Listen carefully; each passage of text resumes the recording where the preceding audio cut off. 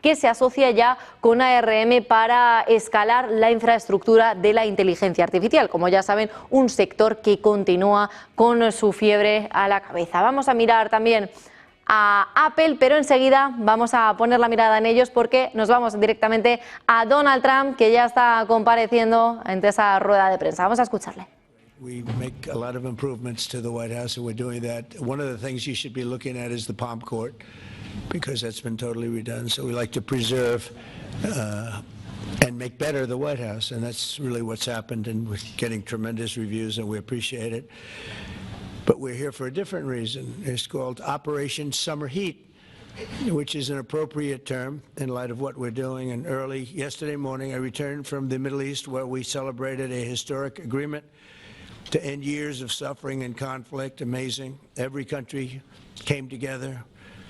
I mean, even the enemies came out and totally endorsed it. Everybody, I've never seen anything like it. Nobody's seen anything like it. And just as we are forging peace and stability abroad, we're also restoring peace and safety and stability at home. And you see that in Washington, D.C., maybe better than any place, because we got there, and within 12 days it was very good. And within 30 days, it's been as safe as any city in the country. It's been great. Took out 1,700 people, got them out. These are career criminals in many cases, and people that shouldn't have been allowed in by the Biden administration. Historically, the summer months have been a time when violent crime soar, as you know, but not under President Trump. Today, we're announcing the results of a sweeping law enforcement effort known as Operation Summer Heat. We were in many cities that people didn't know about. We kept it a little quiet, and it had a big impact, and you'll hear that in a second. But over the past few months, FBI offices in all 50 states made crushing violent crime a top enforcement priority. That's what they did, rounding up and arresting thousands of the most violent and dangerous criminals. And these are among the most dangerous and violent people in the world. They were allowed, in many cases, not in all cases, but in many cases, they were allowed in by a very foolish, actually stupid, open border policy. Just anybody could have come in. They emptied out their jails, their prisons, their mental institutions. They emptied them into our country. And the people behind me have done an incredible job, because if we didn't have that administration, it would have been so much easier. They allowed millions of people in this country that shouldn't have been allowed, including over 11,000 murderers, half of whom murdered more than one person. And many of them are gone now, or they're put in prison, because we don't want to have them come back. So we literally put them in our prison, which we don't want to do. But we bring them back to their countries. Working with state and local partners, the FBI arrested over 8,000 violent criminals during the course of this period. In major cities like in New Orleans, Nashville, we saw a 250% increase in arrests. We got, and we really went after the bad ones. These include 725 individuals wanted for violent crimes against children and murderers.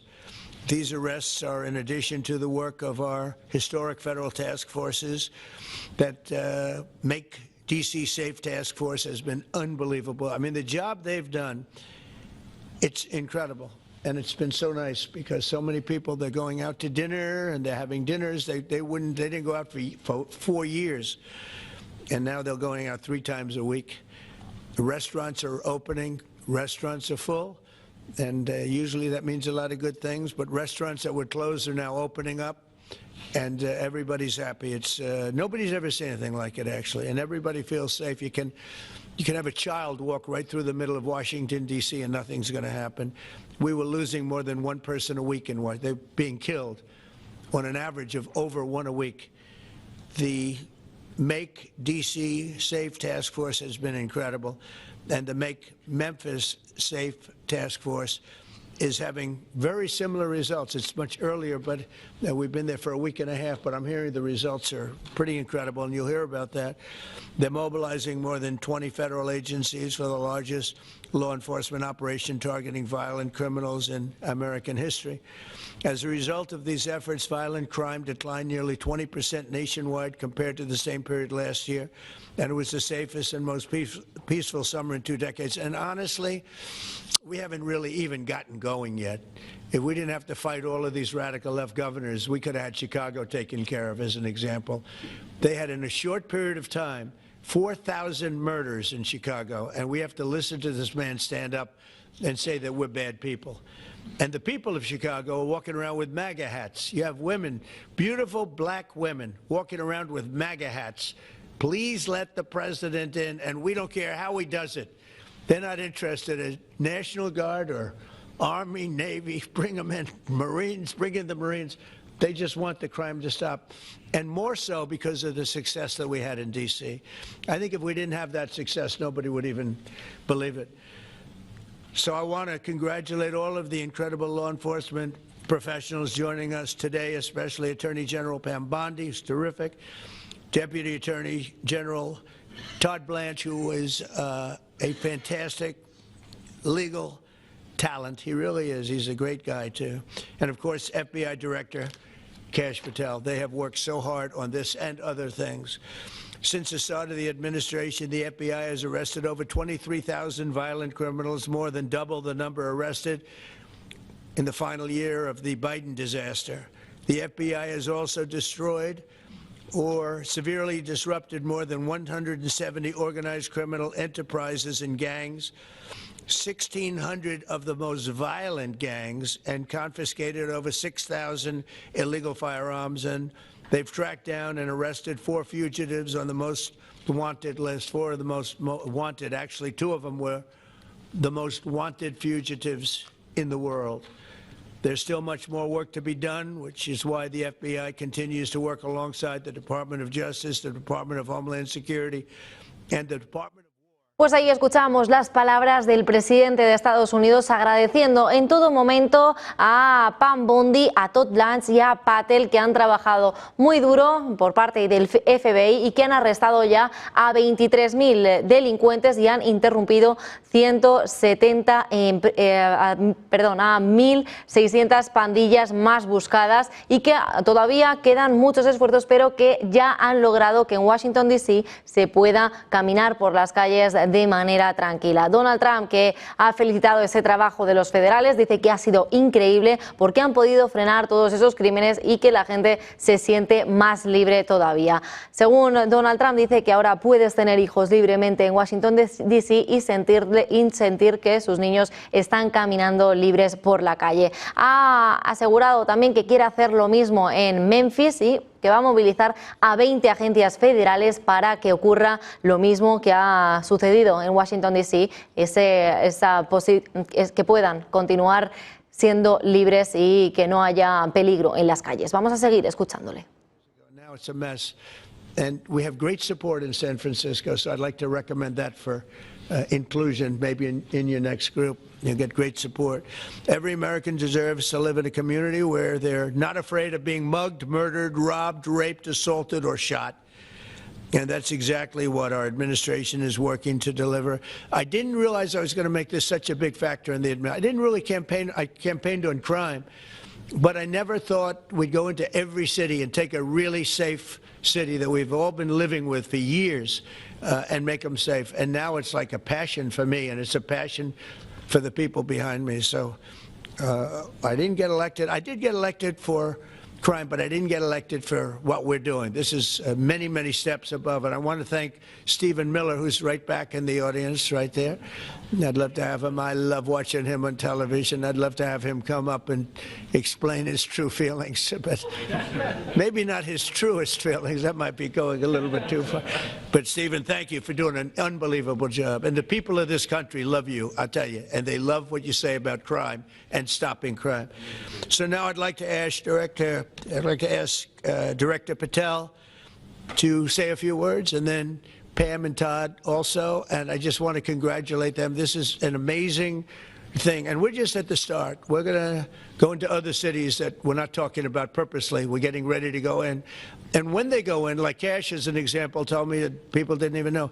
5 months ago, they went into Chicago, and they started doing a lot of work in Chicago, and we brought the numbers down a little bit.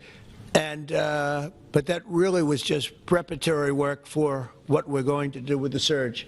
We're going to have a surge of strong, good people, patriots, and they're going to go in, they straighten it all out. So a lot of these cities we're already working on, but we don't do it with a big flavor.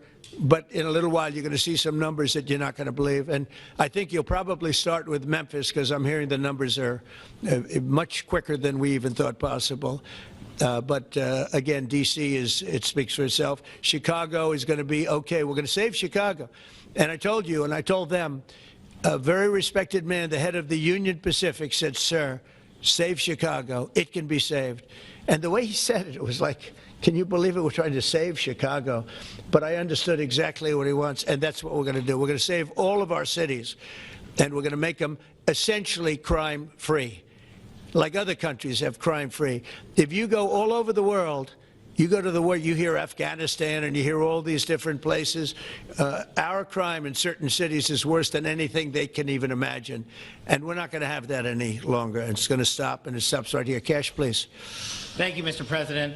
What I'd like to do is just highlight some of the outstanding work that the men and women of the FBI have been doing. And thanks to your brave leadership and the mandate you were given by the American people not only defend the homeland but crush violent crime, you tasked us with our great partners at the Department of Justice and the Attorney General and the Deputy Attorney General to start making arrests and bring prosecutions and safeguard our cities.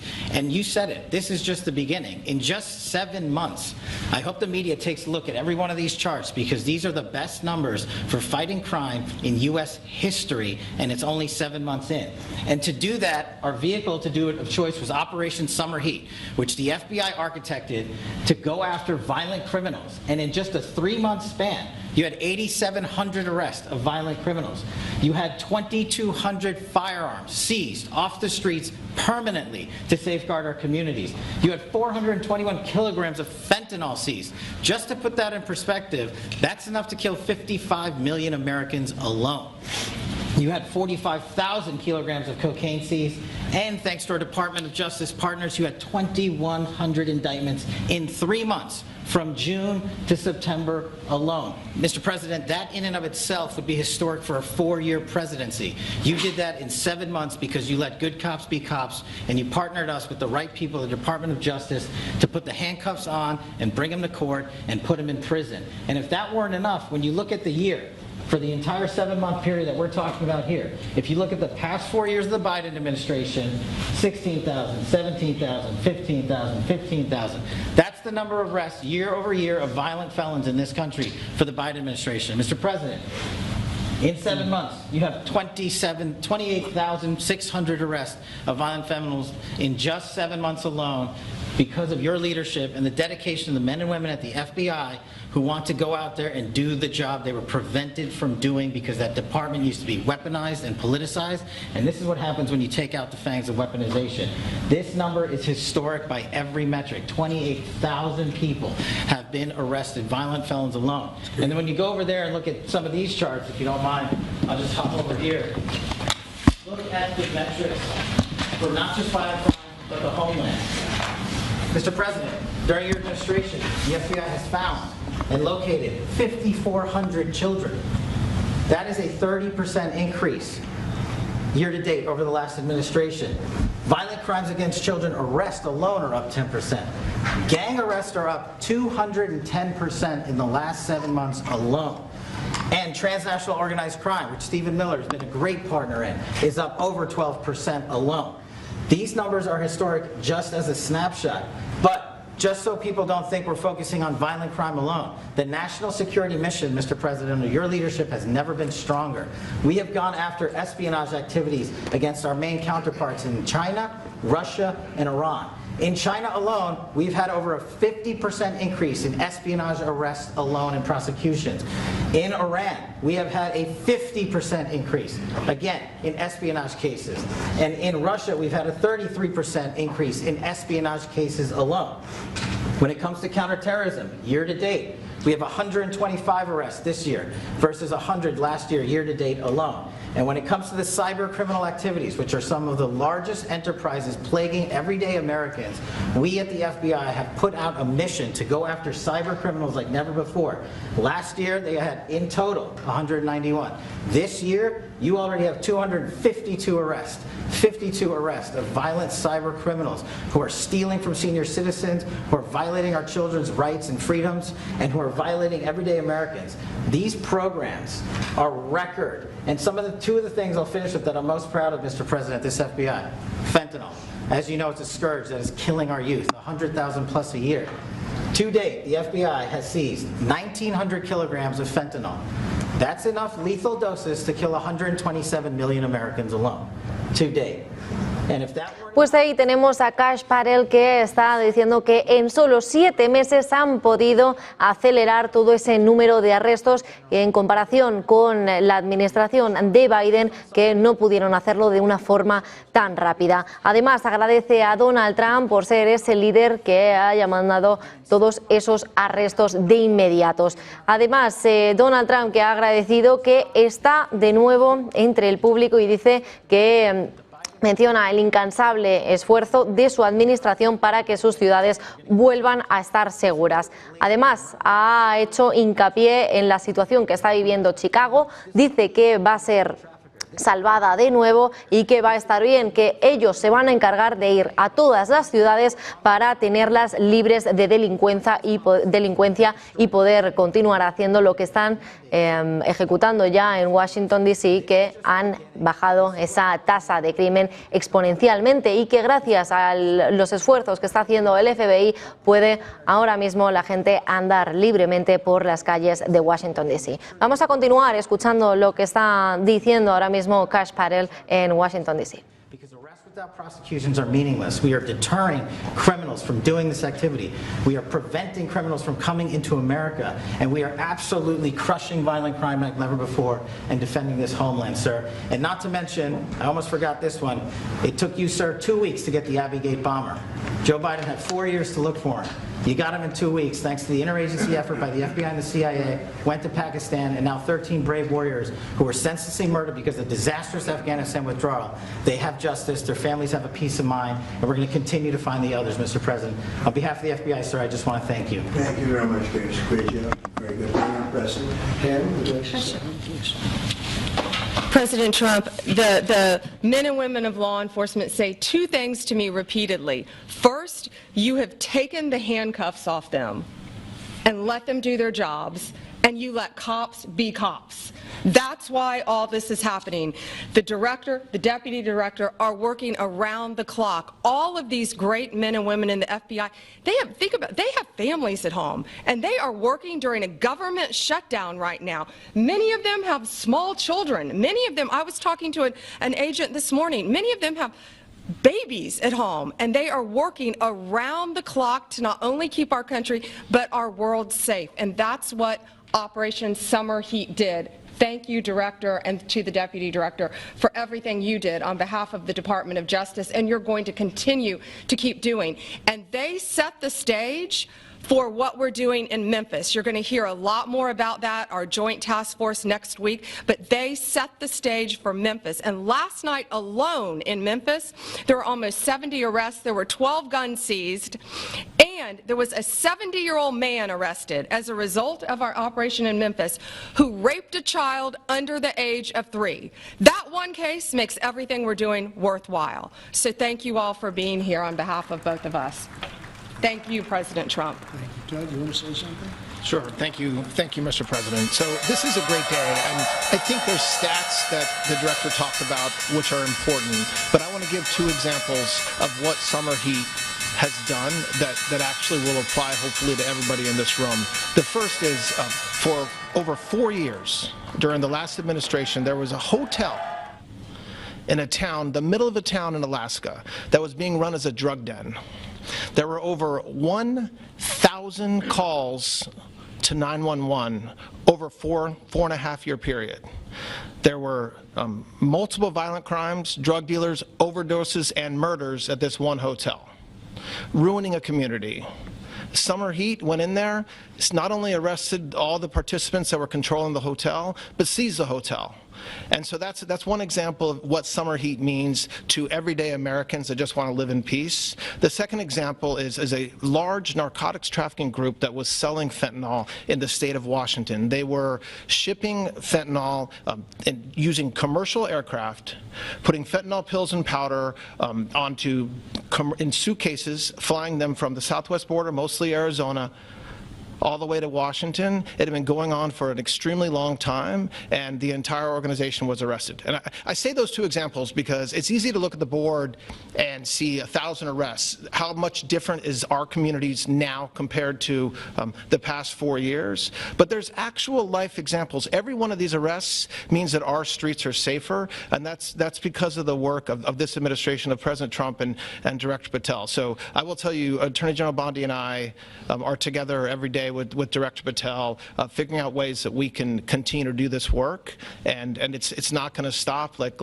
the Attorney General said, and like the President said, this is just the beginning, or phase one, or a start, whatever you want to say, but it will continue on. So thank you, Mr. President, and thank you very much, Director Patel. And Mr. President, just one last thank you from the men and women at the FBI. You found a way to get these individuals paid during a government shutdown, our 1811 agents. So on behalf of the FBI, it's a great debt that we owe you, sir. They're now allowed to pay for their families, so thank you. And the military. Good. That's right. Thank you. Okay, thank you very much. Any questions, please? Brian, go ahead. Mr. President, first of all, I know the feedback I'm getting from the American people, they want to say thank you. Law and order is not an option in this country. It's a mandate. So I know the American people thank you for that. In terms of the guns that have been taken off the street, do you have a number of how many guns were taken away from someone that had a prior felony or a previous crime that perhaps... Pues acabamos de escuchar justamente ahora esas palabras del fiscal general adjunto de los Estados Unidos, de Todd Blanche, que hacía referencia a que todos esos arrestos están siendo posibles gracias a Donald Trump, y que esto lo único que significa es que sus calles están cada vez más libres, y es lo que quieren conseguir en el resto de ciudades. Ha mencionado también la de Chicago. Ya están haciendo ya están poniéndolo en marcha en Washington D.C. y en Memphis, y está funcionando, y que quieren hacerlo mismo en Chicago y que pronto lo harán.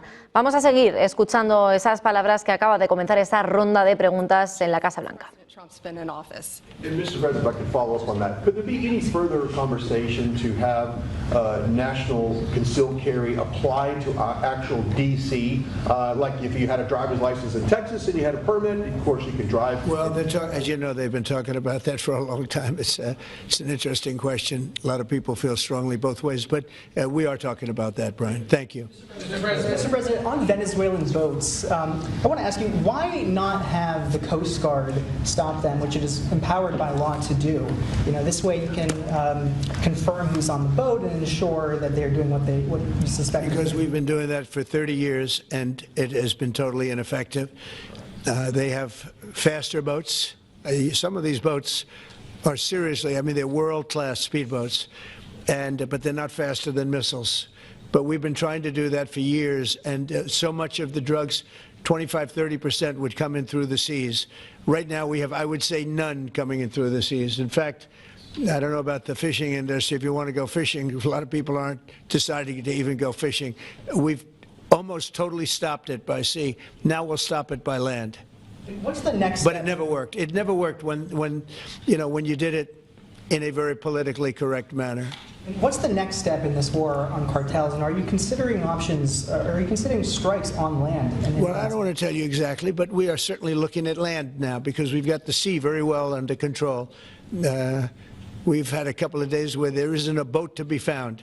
And that, I view that as a good thing, not a bad thing. But we had tremendous amounts coming in by boats, by very expensive boats. You know, they have a lot of money, very fast, very expensive boats that were pretty big. And the way you look at it is every boat that we knock out, we save 25,000 American lives. So every time you see a boat and you feel badly, you say, wow, that's rough. It is rough, but if you lose 3 people and save 25,000 people, these are people that are killing our population. Every boat is saving 25,000 lives, and you can see it. The boats get hit, and you see that fentanyl all over the ocean. It's like floating in bags. It's all over the place, and it's a tremendous. We're saving tremendous amounts of lives. Yeah, on that issue. I know you've talked about, I have a question for you, and then I also have a question for Director Patel. I know you talked about having some distaste for Boston recently. Is this one of the cities that you might be looking into, and can you give us a hint about other cities that you might be? You're saying for where? For where? For Boston. Yeah, well, Boston has a bad mayor who at least is a reasonable IQ person. You know, most of them are low IQ. and they're so bad. I mean, what's going on in Chicago is just, you'd think the guy would say, hey, look, we have a problem, Mr. President. Could you come in and straighten it out? We could have that done in a month if we had their cooperation. It's going to be done anyway, but we could have it done in a month. Yeah, Boston, she's got 4 areas that are, wrong. And, somebody said, would we think about taking the World Cup away from Boston if they don't straighten it out? And the answer is yes, we have the right to do that with FIFA.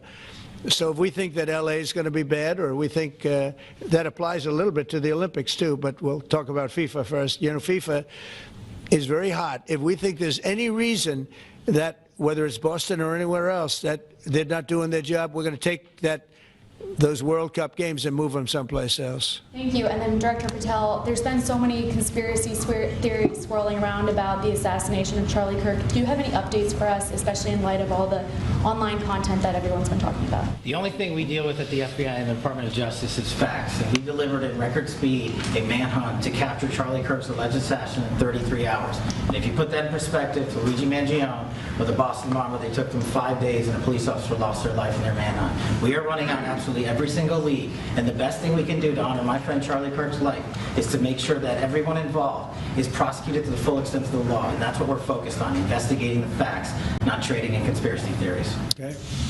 Mr. President, thank you so much. Thank you. In light of China's export curbs on rare earths, do you view India as a reliable partner going forward? And are you planning to meet Prime Minister Modi in Malaysia? Are you open to talks in terms of... Yeah, sure. He's a friend of mine. We have a great relationship. He just said that 2 days ago, as you know. We have a great relationship. No, we were not happy with him buying oil from Russia, because that lets Russia continue on with this ridiculous war where they've lost 1.5 million people, by the way. Russia's lost 1.5 million people, soldiers mostly. This is a war that should have never started, but it's a war that Russia should have won in the first week, and they're going into the 4th year. And I want to see it stop. So I was not happy that India was buying oil. And he assured me today that they will not be buying oil from Russia. That's a big stop. Now I got to get China to do the same thing.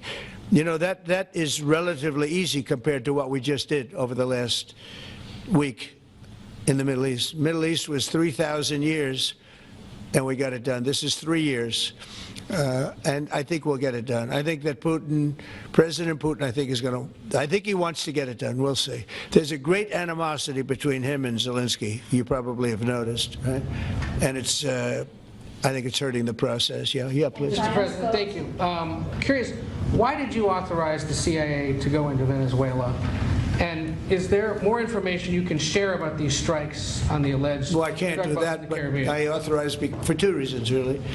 Number one, they have emptied their prisons into the United States of America. They came in through the, they came in through the border. They came in because we had an open border policy. And as soon as I heard that, I said, a lot of these countries, they're not the only country, but they're the worst abuser.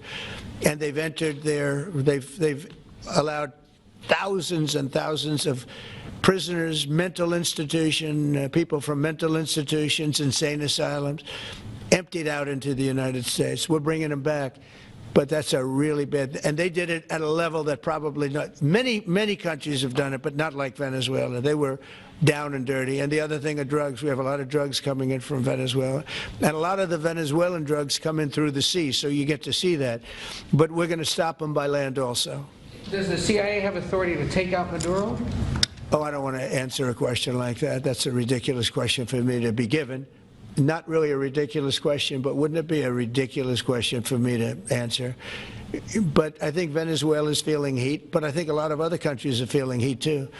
We're not going to let this country, our country, be ruined because other people want to drop, as you say, their worst. They have given us their worst.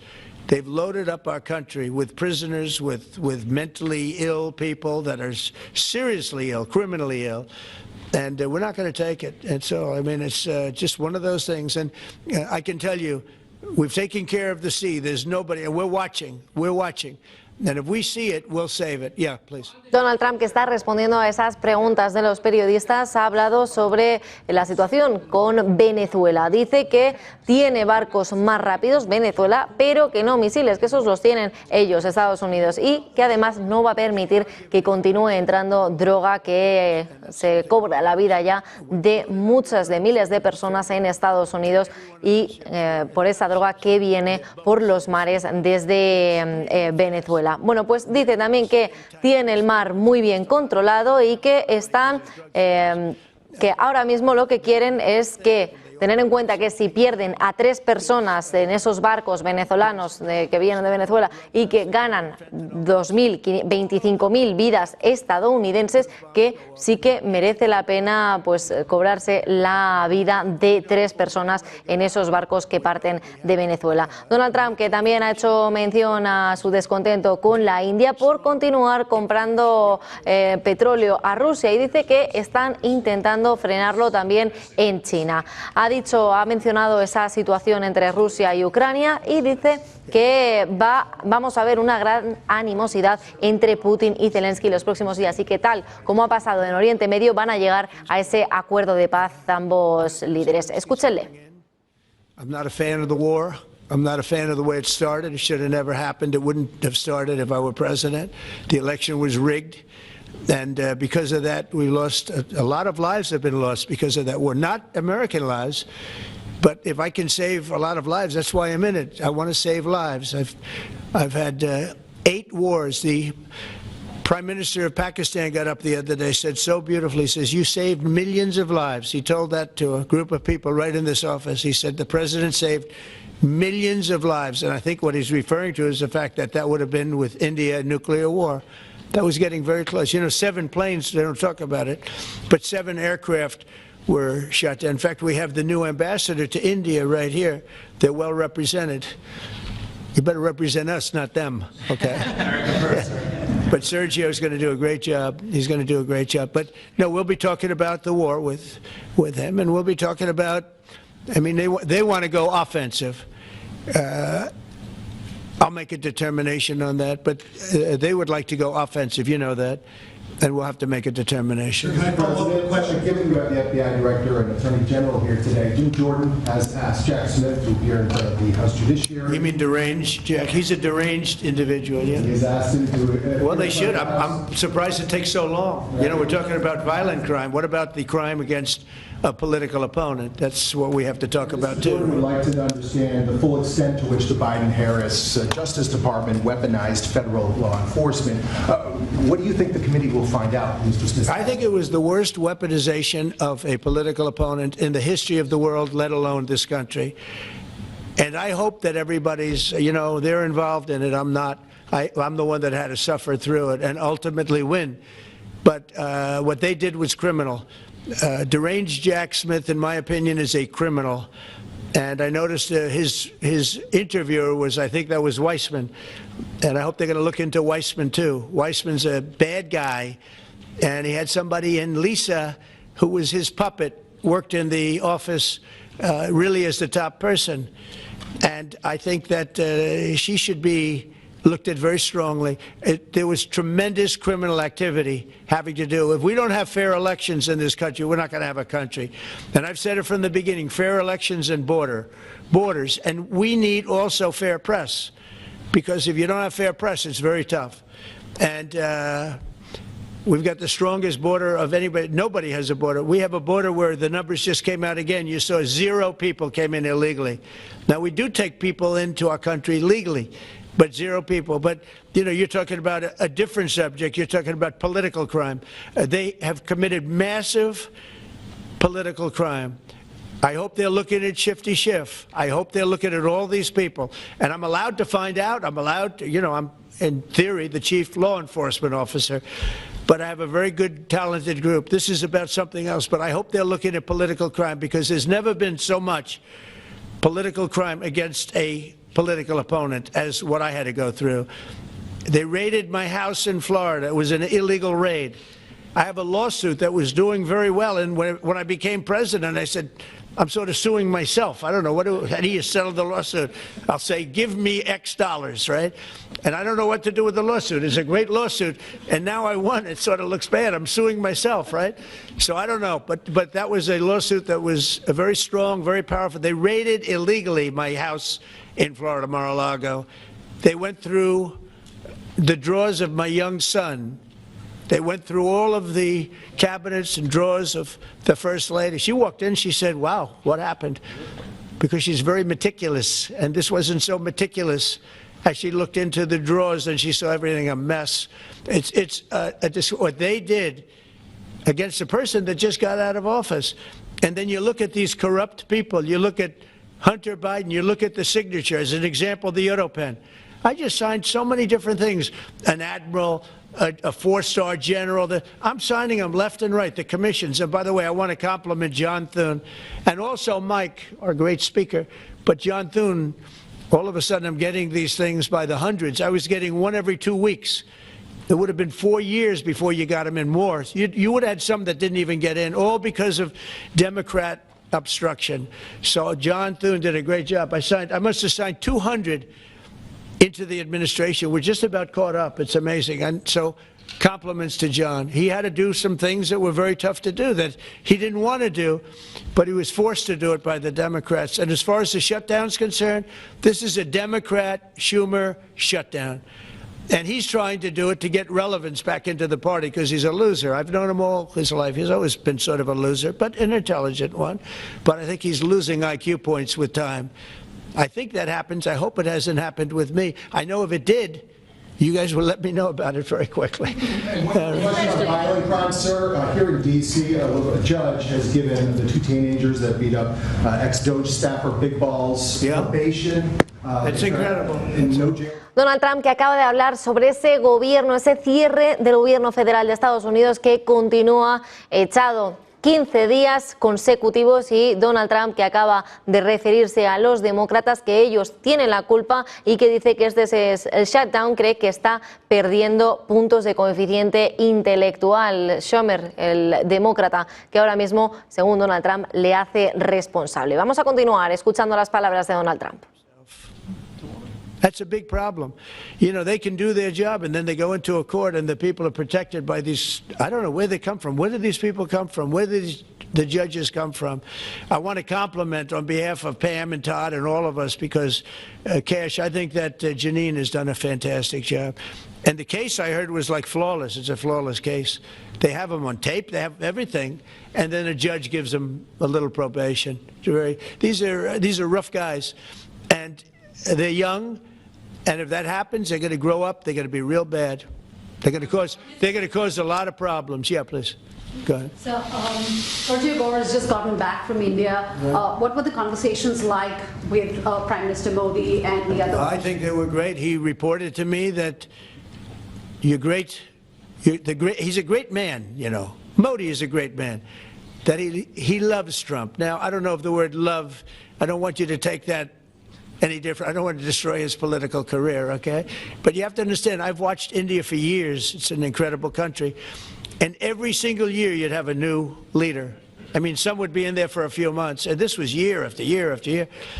And my friend has been there now for a long time. And he's assured me there will be no oil purchased from Russia. I don't know, maybe that's a breaking story. Can I say that? Would you say? There will be no oil. He's not buying his oil from Russia. It started.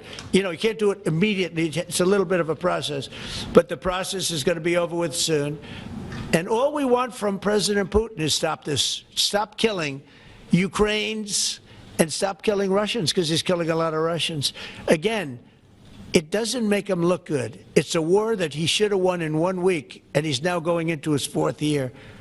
That does not make this big so-called war machine look good.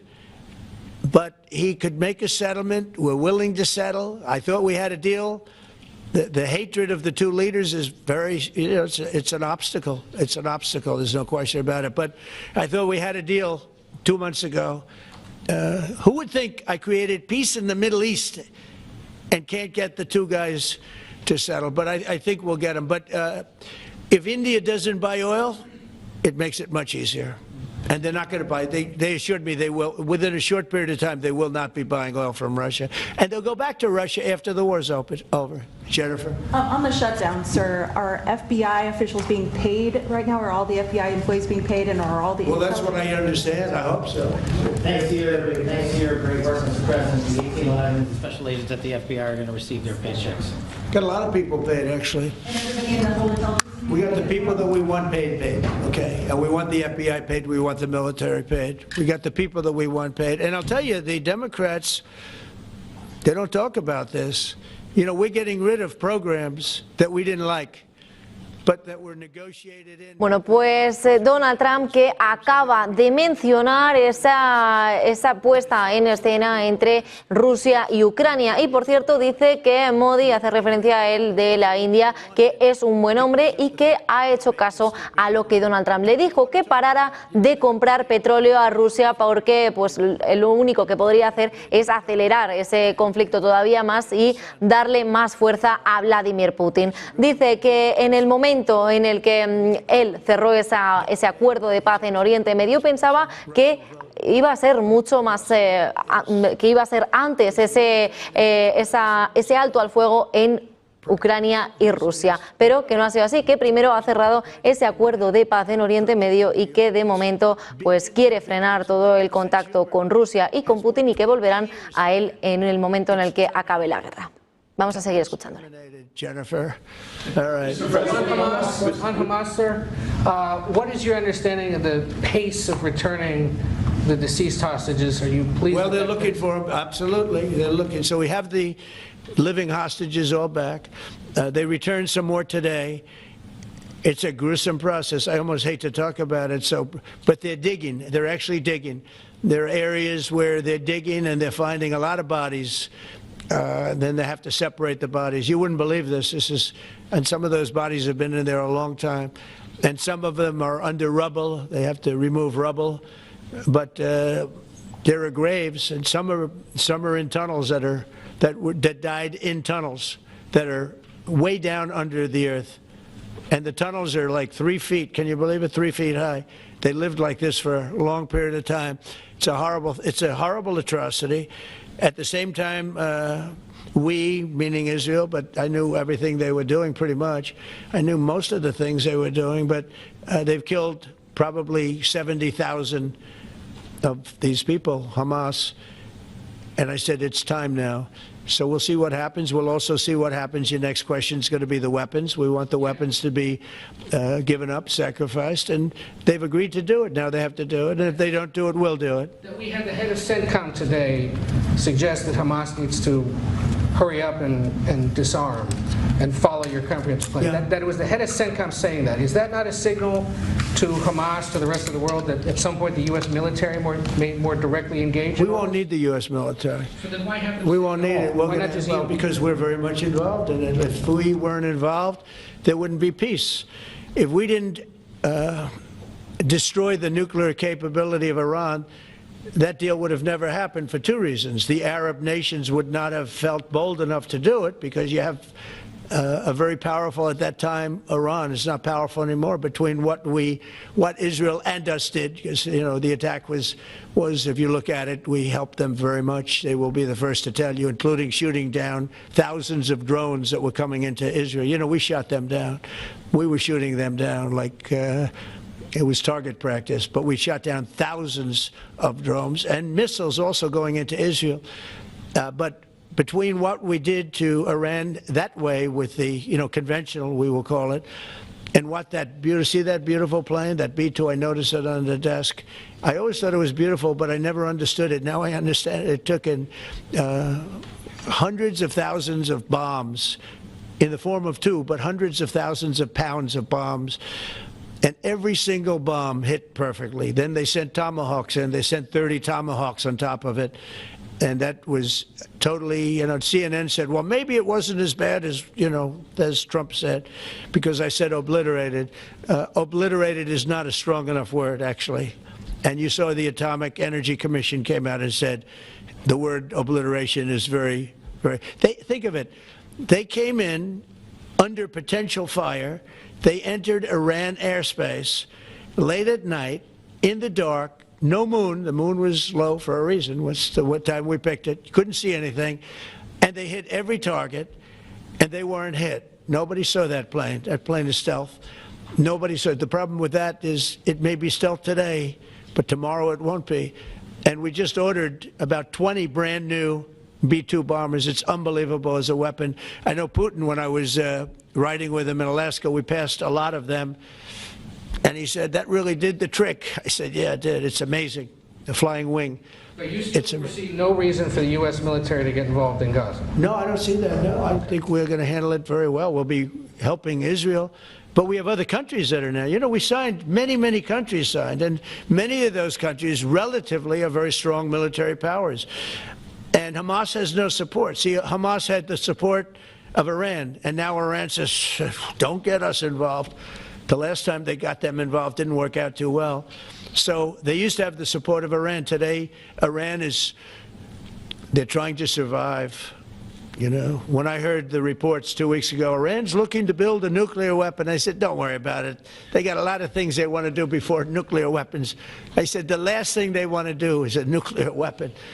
It didn't work out. And if they did a nuclear weapon before they got even close, that site would be attacked and it would be wiped out. Yeah. Mr. President, you're meeting with President Xi in a few weeks. Yeah. If you can't come to an agreement or a deal at that meeting, are we in for a sustained trade war with China? Well, you're in one now. Look, we have 100% tariff. If we didn't have tariffs, we would be exposed as being a nothing. We would have no defense. You know, they've used tariffs on us, but we've never had anybody sitting in that chair that felt the need to do it. And they've allowed us to be $37 trillion in debt, et cetera, et cetera. Tariffs are a very important tool for our defense, for our national security. If we don't have tariffs, we're not going to have national security. As an example, if you look at Pakistan and Iran, I told them I was in the midst of negotiating a trade deal with Iran, and Pakistan was going to be in line.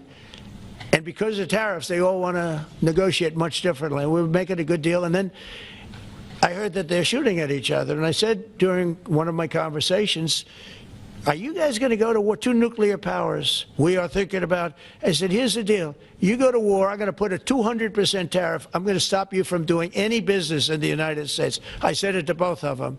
Within 24 hours, the war ended. That would have been a nuclear war. And again, the Prime Minister of Pakistan, who was here 2 weeks ago, said that that man saved many millions of lives in front of a whole group of people because he thought it was going to be war. But when it came to war or having to pay massive tariffs, the tariffs overrode. That's why it's so important. Not only the money, we're taking in trillions of dollars, not only the money, the power to keep peace, the power to be used for good is enormous. But a lot of people didn't understand tariffs. It's also made us very rich. We have a big case coming up in the Supreme Court, and I will tell you, that's one of the most important cases in the history of our country, because if we don't win that case, we will be a weakened, troubled, financial mess for many, many years to come. I don't even know if survivable is a good term. And if we do, we're going to be the most powerful economic country in the world. And all we're doing is using them as a defense against what took place for many years. China would charge us tariffs. It was incredible, but we weren't allowed to charge. And we're allowed to do whatever we want. We just had presidents that didn't want to do it for whatever reason. And it was nothing. But of the 8 wars, I was saying 7, of the 8 wars, I would say tariffs are directly responsible for me ending 6 of them, 5 or 6. Without the tariffs, you have wars raging all over the world. With the tariffs, other than Russia, we have no wars out there. And we've made a lot of good friends, too. Tariffs are so important to our national security. If we don't have tariffs, we don't have national security. Our country would suffer a level that, because they use so strongly on us. As an example, the European Union. They won't take our cars, they won't take our agriculture, they won't take anything, but they send their cars in, Mercedes, BMW, Volkswagen, by the millions. We don't send any cars. They don't take them. They were tariffing us out. Agricultural products, they don't take our agriculture. They want their farmers to do it. I understand that. But it was very unfair, and they were tariffing our product. They're keeping out by using tariffs. And we didn't use them, but I used them. And now we made one of the great deals with your $650 billion they pay us, and we've evened it out. It's really a good thing to see. And you have to understand, they've all signed. Japan, South Korea. I mean, South Korea, $350 billion up front. Japan, $650 billion. And they've all agreed to it. They're all happy. But before, it was a total ripoff. And if we don't have the use of tariffs, we have no national security. This country will have no financial security, will not have national security. And the people that brought the lawsuit are people that are aligned with foreign nations that are now being treated fairly, as opposed to just ripping us off and ripping us asunder. So, but if we are not allowed to use what other people use against us, there's no defense. It'll be a disaster for America. That's why I think I'm going to go to the Supreme Court to watch it. I've not done that, and I had some pretty big cases. I think it's one of the most important cases ever brought, because we will be defenseless against the world. Okay? You'll go to the tariff case? Did you have one? Yes, please. Thank you, Mr. President. I want to ask you about the Georgia Senate race. I know it's very early, but there's... Donald Trump, que precisamente estaba hablando ahora sobre esos aranceles, dice que en el momento en el que no tuvieran aranceles perderían toda esa defensa, esa seguridad nacional. Dice que todos los países lo utilizan, que también lo podría haber utilizado Estados Unidos con otros presidentes, pero que ha sido el caso de los presidentes que no querían utilizar esos aranceles, pero que ahora han sido esos responsables de que terminara con 6 de las guerras que ha terminado Donald Trump. También ha hablado sobre la relación con China, dice que los aranceles para China son necesarios y es una herramienta muy importante para que pongan fin a esa tensión entre Estados Unidos y China. Bueno, pues vamos a continuar escuchando las palabras de Donald Trump. And I won it big the first time, and I won it big the second time, but we had criminals that didn't allow, I mean, I hope they're going to go into that. I hope they go into the votes which are being stored in Fulton County and take a real look at those votes, okay, because I won it the second time too. But I know Georgia very well. I love Georgia. Those people are great, and they deserve a good senator, because the man they have now is a weak, ineffective person. Okay. Mr. President, I wonder what you make of it. By the way, you won Georgia 3 times. Just I agree. Do you agree with me? I do. He's the media. For someone that spends a lot of time in Georgia, I believe you won that. I really have a question about... You know, the word believe isn't strong enough, right? Yeah, you know. There you go. It's true. I know I won too. We have the great Newt Gingrich. Newt, you agree with us? Good. Otherwise, I'd have him dismissed immediately from the... You know, his wife, as you know, is becoming an ambassador to a great country, Callista, so congratulations. And we're going to take a picture. And the only reason I'm doing it, he speaks so well of me. He said, I'll go down as the greatest president in history. And then he blew it. He said, I'm not sure if I put him above Washington or Lincoln. So I'm not that happy about that, dude. I've got a question about the weaponization of the DOJ. The media often says your department is weaponizing the DOJ. Yeah, that's the opposite. It's the opposite. Todd, you represented President Trump in probably the greatest weaponization of the DOJ by Alvin Bragg. You know firsthand, if you can describe what you saw under the Biden administration and how they weaponized the DOJ. Well, I mean, I think it's hard to describe what happened in those last 4 years against President Trump. Alvin Bragg, a local prosecutor, his office staffed by somebody from DOJ. Jack Smith picked as a special counselor, staffs his entire office with DOJ prosecutors. And then there are countless things that happened, all in writing, most of them on the docket, that require no explanation except a complete abomination of the place that the Attorney General and I run now, and Director Patel. So when people talk about this department weaponizing, it's embarrassing. Because there's no scenario in which you can look at what we're doing, restoring justice, doing the right thing in every single case, and say that that's weaponization, and yet remain eerily silent about what happened for the past 3 years. I mean, you read these articles and giggle, because it cannot be true that people really think that what they did to him, not once, not twice, I'm still counting 3, 4 times, but we're the ones that are weaponizing. So this man is not weaponizing the Department of Justice. We're not weaponizing the Department of Justice. It's the opposite. I mean, and also, nobody questions what I'm saying because it's true, because we all lived the past 4 years. So listen. They never want to bring up the details, but I watch the fake news, and oh, he's weaponized, and he wants to send them to prison. He wants all this. They indicted me like 5 times. I took a mug shot. Who would have thought it turned out to my favor? Because it was a good shot. But I had to take a mug shot. It's right out there on the door. New York Post, front page of every paper in the world. I had a mug shot. They wanted to send me, nobody says that. They say, he's acting very, very tough. He's acting unfair. Let me tell you, if they've been nice to anybody, it's to those criminals, because they are so good having to do with all of the things we're talking about today with violent crime.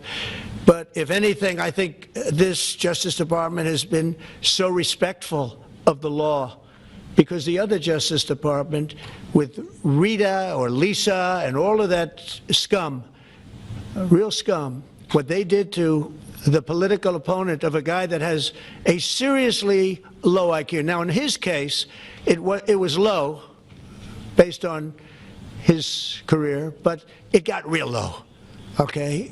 It was descending rapidly. But what they did to go after his political opponent is legendary, worse than any third world country, banana republic. And what we're doing is nothing. Are you kidding? Nothing. They write stories. Why aren't they doing this?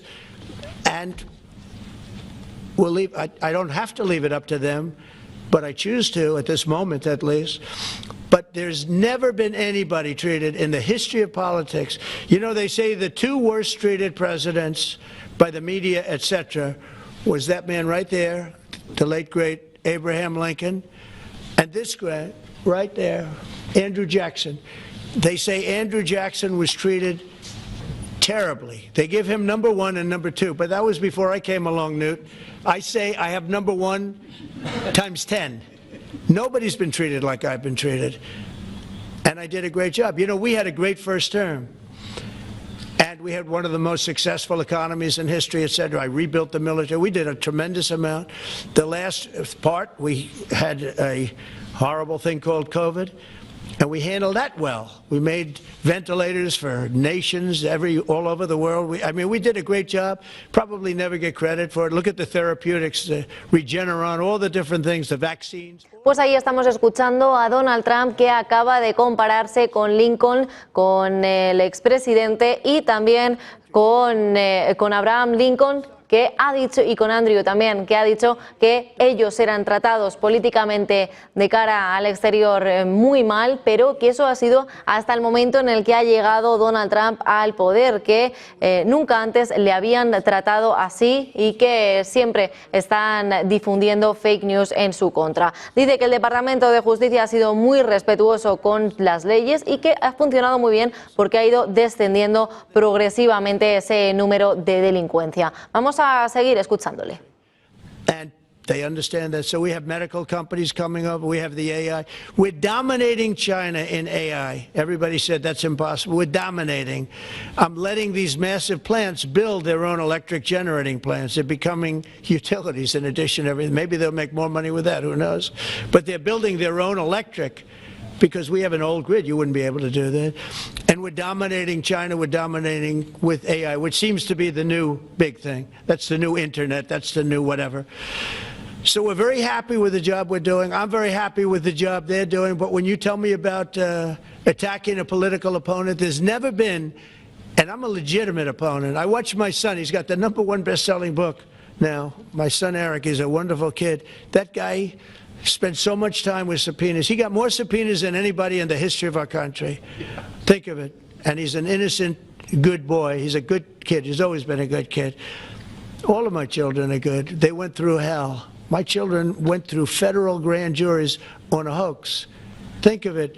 You have Adam Schiff and Hillary Clinton and others make up a hoax and then wanting to put, so they know it's a hoax, and they go before the press, say Donald Trump Jr.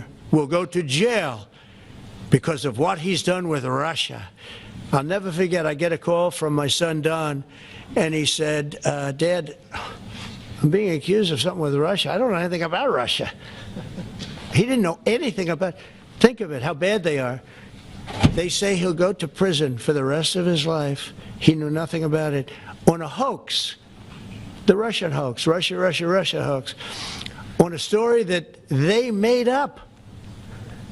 And they made it up in order to explain why Hillary Clinton lost an election that she lost by pretty good numbers. The second one, actually the second one was even better, but the third one, this one was too big to rig. It was just too big to rig. They would have rigged, they tried to rig it. But think of it, they want to send my children to jail, but they were after Don in particular. I'll never forget Adam Shifty Schiff, a total crooked guy, lying in Congress, making up a phone conversation that I have with you, totally made up. Then when he heard it was taped, he wanted to disappear. And Nancy Pelosi went crazy because they wanted to impeach me based on the conversation that was made up. When they heard the tape, everybody, you know, I won it unanimously in the Republican Party. I got every single vote, something that never happens, and I beat it. But think of it, they want to put my son in jail for something that they made up. So they know they made it up. And they say he will serve the rest of his life in prison. These are sick, bad people. And don't tell me about us going after them. If anything, we've been very, very soft. I wouldn't be that soft, I'll tell you that. Thank you very much, everybody. Thank you, Let's go. Thanks, guys. Thank you. Thanks, very much. Thanks, guys. Let's go. Pues ahí termina esa rueda de prensa en la Casa Blanca en Washington DC con el presidente de Estados Unidos, Donald Trump, que ha terminado diciendo que está dominando a China con la inteligencia artificial. Amplifica esa tensión entre Estados Unidos y China. Bueno, pues en conversaciones que hemos estado viendo durante estos momentos con Donald Trump, ha avisado que esos aranceles de los que ellos disponen es esa herramienta responsable que le ha permitido terminar con anteriores 6 guerras. También ha dicho que en el caso de que no tuvieran ese poder de actuar con aranceles, perderían de inmediato toda la seguridad nacional y que es la manera para poder negociar con otros países y terminar con guerras como por ejemplo la que acaba de terminar, la de Oriente Medio, y que también quería hacerlo de la misma manera con Rusia y Ucrania, que le iba a llevar menos tiempo, pero que le ha sorprendido esa buena relación que tenía con Putin y que de momento parece que la guerra continúa. Bueno, pues Donald Trump, que también ha hecho hincapié ha subrayado al primer ministro de India, Modi, que asegura que tiene una muy buena relación con él y que le ha asegurado que va a terminar de comprar de importar petróleo ruso y terminar con esas compras, lo que va a llevar a Rusia que vaya perdiendo cada vez más poder y tenga que verse obligado a frenar ese conflicto inmediato con Ucrania. También ha mencionado el caso de Venezuela, que dice que están frenando ya esos barcos del narcotráfico que llegan a su país y que acaban con la vida de miles de personas. Dice que por cada barco que utilizan salvan 25.000 vidas estadounidenses. Y que le ha preguntado a una periodista, ya, pero es que fallecen 3 personas, y ha dicho, bueno, pues en ese caso, si fallecen 2 personas y nosotros ganamos 25.000 vidas en Estados Unidos, pues creo que es rentable. Bueno, pues así es como Donald Trump ha subrayado todos estos temas. También ha hecho en varias ocasiones hincapié al buen esfuerzo que está haciendo el FBI en Estados Unidos y que están teniendo buenos resultados en en ese esfuerzo de la aplicación de la ley como operación de Summer Heat y que ya está acabando con mucha delincuencia en Washington DC, que lo van a hacer también en Memphis y la siguiente ciudad será Chicago, que ahora mismo, pues como ustedes saben, está aumentando esa tasa de delincuencia. Pues esas han sido las palabras de Donald Trump, así es como ha acabado su discurso en Washington DC. Nosotros vamos a mirar por último al mercado de renta variable, como ha cerrado durante la jornada, que como estábamos viendo a las 10 de la noche sonaba esa campana al otro lado del Atlántico. Bueno, pues el Standard & Poor's 500, que vamos a mirar de lleno a él cómo ha cerrado el Standard & Poor's 500 después también de esos anuncios del libro beige que hemos visto durante la jornada de hoy. Subidas del 0,40%, en terreno positivo, tono mixto para el mercado de renta variable, Nasdaq 100 con subidas del 0,68%, positivo para ellos, y el Dow Jones de industriales con caídas del 0,04%. Bueno, pues así es como ha cerrado el mercado de renta variable al otro lado del Atlántico, y nosotros pues vamos a despedirnos ya por esta jornada de hoy. Muchísimas gracias por estar aquí de nuevo con nosotros en Negocios Televisión en este cierre de Wall Street. Mañana más información a partir de las 7 de la mañana con Manuel Velázquez y a las 8 de la mañana con nuestro CEO de Negocios Televisión, José Antonio Biedner. No se lo pierdan. Enseguida volvemos mañana con más información.